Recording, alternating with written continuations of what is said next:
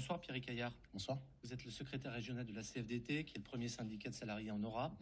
Vous croyez vraiment que la rue va parvenir à faire plier le gouvernement alors que finalement les syndicats ont échoué à le faire dans les négociations? Il faut déjà qu'on leur rappelle pourquoi. Il y a un enjeu de mobilisation très fort. C'est parce que cette réforme, c'est une réforme des finances publiques qui s'opère sur le dos des travailleurs les plus modestes, ceux qui sont exposés à des conditions de travail difficiles, à des risques professionnels, qui ont des faibles rémunérations et qui évoluent peu dans le temps. C'est eux qui seront impactés par cette réforme. C'est-à-dire vous contestez le fait que cette réforme serve à sauver le système de retraite. Est-ce que Il n'y a pas un enjeu de le sauver à court terme. On parle d'un peu plus de 10 milliards de déficit et il y avait d'autres solutions.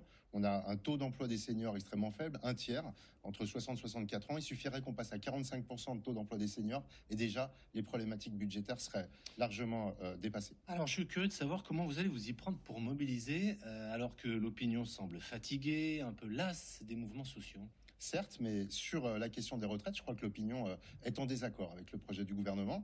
Nous, en plus, on agit dans un cadre intersyndical. Il y aura entre 15 et 20 mobilisations en région Auvergne-Rhône-Alpes. Jeudi prochain, 15-20 mobilisations. Voilà.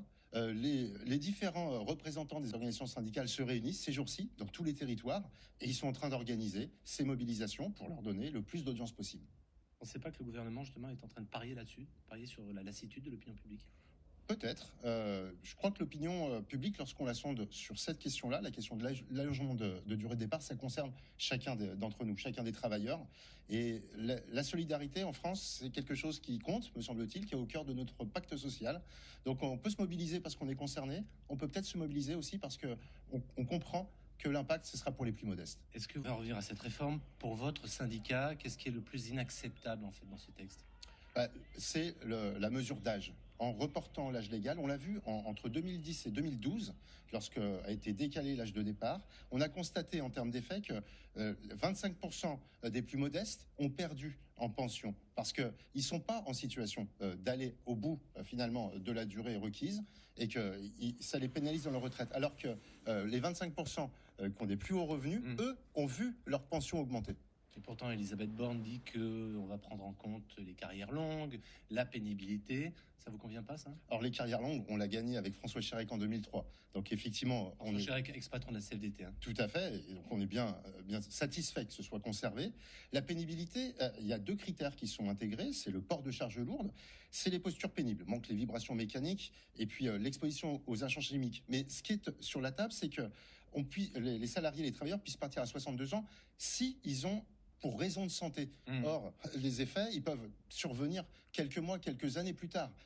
1 200 € retraite minimum, c'est une bonne mesure? Alors ça, c'est une mesure qui va dans le bon sens, de passer à 85% du SMIC. Il lui fallu peut-être, ou il faudra préciser en quoi, dans le temps, elle sera réajustée au regard des évolutions de l'inflation. On aurait souhaité plus, mais ça, c'est susceptible de concerner, je crois, y compris les travailleurs actuels, les retraités, actuellement. Donc ça va dans le bon sens. Dernière question, je profite de votre venue pour savoir comment vous réagissez à ces mouvements sociaux qui naissent sur Internet, qui échappent en fait au cadre syndical classique. On l'a vu avec les contrôleurs de la SNCF à Noël, on l'a vu aussi avec les généralistes. Quel regard vous portez sur ces mobilisations? Il faut peut-être les observer à l'aune d'une forme de défiance vis-à-vis du politique, vis-à-vis de toute forme de représentation. Moi, je mets aussi en avant la qualité du dialogue social dans les entreprises. Et revenons peut-être aux ordonnances Macron en 2017 qui ont diminué le temps qui est dédié aux organisations pour aller au plus près des lieux de travail, relayer les revendications, les mal-être. Et c'est comme ça qu'on fait médiation aussi entre les aspirations des travailleurs et qu'on les traite dans le cadre du dialogue. Merci beaucoup, Pierre Caillard, secrétaire régional de la CFDT.